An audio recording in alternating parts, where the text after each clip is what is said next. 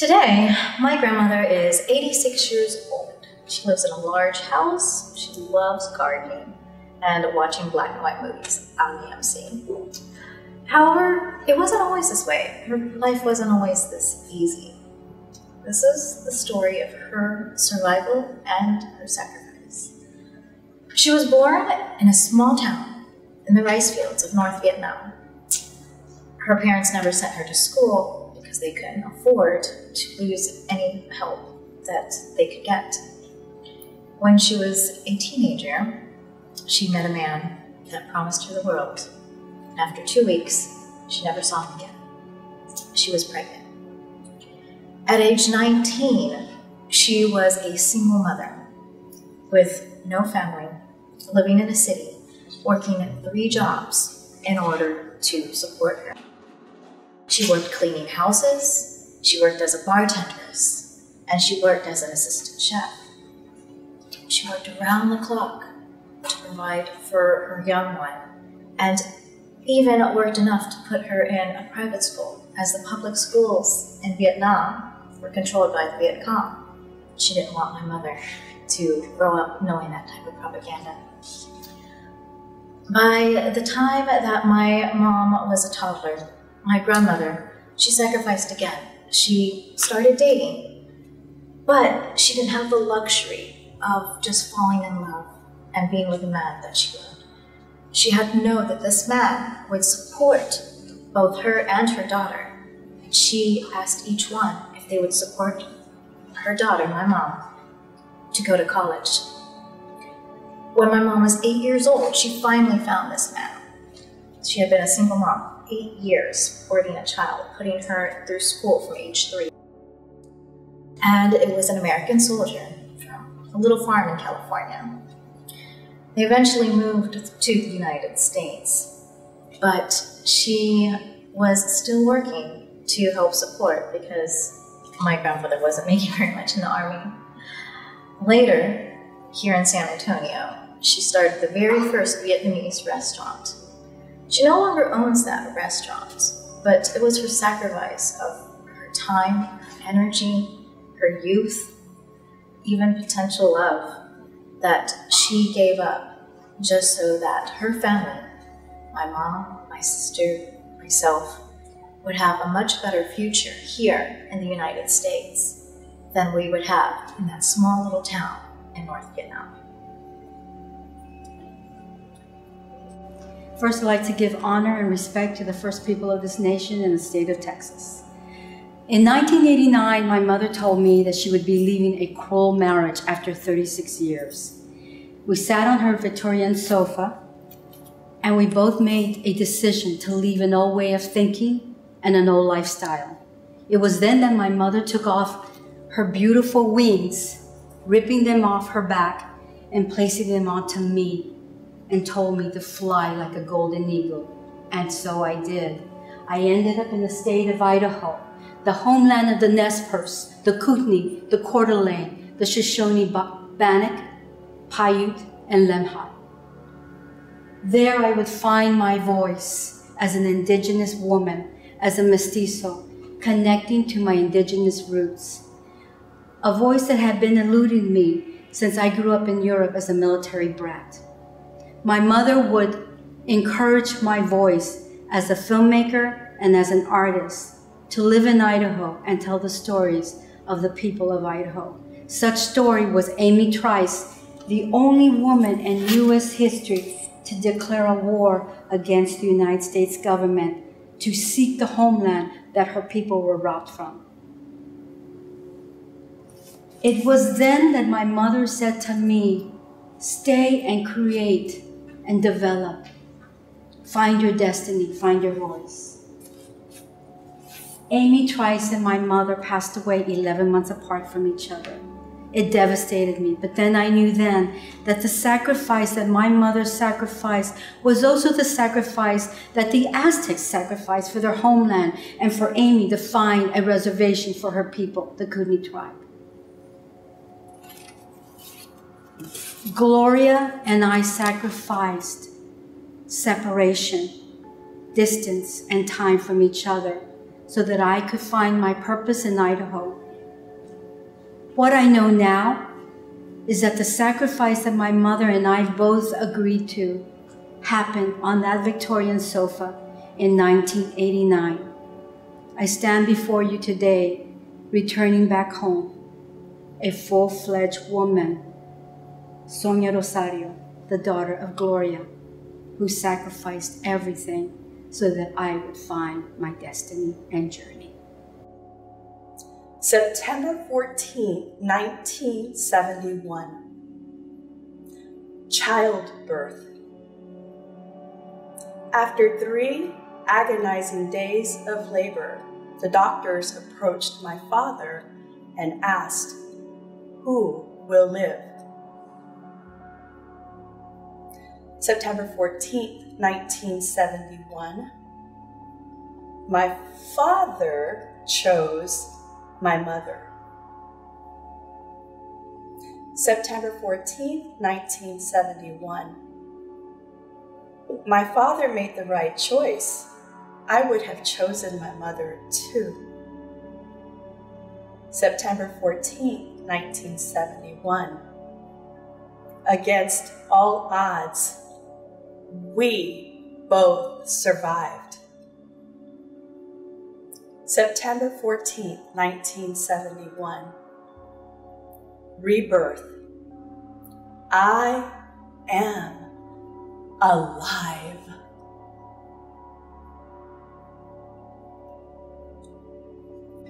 Hi, my name is Laura Riojas Noriega, and I wanted to share my story of the ultimate gift of love.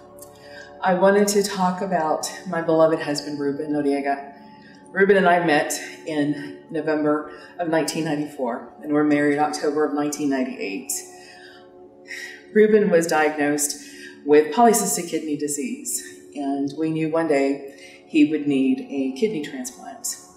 I always knew deep down in my heart that we were a perfect match, but I never knew how much we were. I gave him the gift of life and donated my left kidney to him in December of 2003. Ruben would often say, "You saved my life by giving me the greatest gift." But what he didn't know is he blessed me with the greatest gift, and that was love. There was nothing that I wouldn't have done for him. I would tell him a kidney was nothing. I would have sacrificed my love and my life for you. So, January 14th of 2020, I made the ultimate sacrifice and let him go, and said my final goodbye as he took his last breath. But I will forever be grateful to him and to God for the greatest love. A love that I will always, always cherish, that I will always honor, and I will always remember him. And I will forever fight to find a cure for polycystic kidney disease so that no other family has to sacrifice their love, has to sacrifice their family, and has to say their final goodbye. So I will love you forever, my Ruben, and I will cherish the wonderful memories. And thank you from the bottom of my heart. My name is Adriana Netro. I'm from Mexico, and I'm wearing a beautiful huipil that I made in 2013. I was trying to get my own culture, to dress it, to enjoy it, to appreciate it, because I was living here in the United States, and when you are far from your country, you miss it a lot. And this is the story of Pupil, which is a young man that was killed for the uncle, and then the heart was ripped from his chest and thrown into the Texcoco lake. From there, a nopal was born, and this nopal has little babies too, which are little nopalitos. And the nopalitos have flowers, but they are not real flowers. They are hearts. So I understood in that moment that I am like that nopal, and probably was a sacrifice. I don't know whose heart was, but I was born, and then I had a lot of babies, a lot of little hearts, and I see these hearts like new opportunities for myself to do different things, to create, to love, to share, to enjoy, to cry. And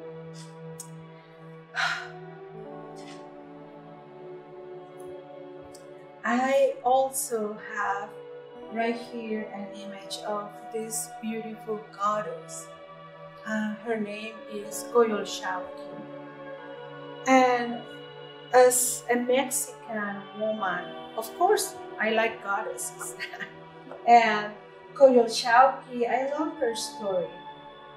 The fact that she was murdered by her brother, and she was cut in pieces, and the mama is crying for her. So Coatlicue is pregnant, and it was a feather coming from the sky. She got pregnant, and then the daughter and all the rest of the brothers are mad at her.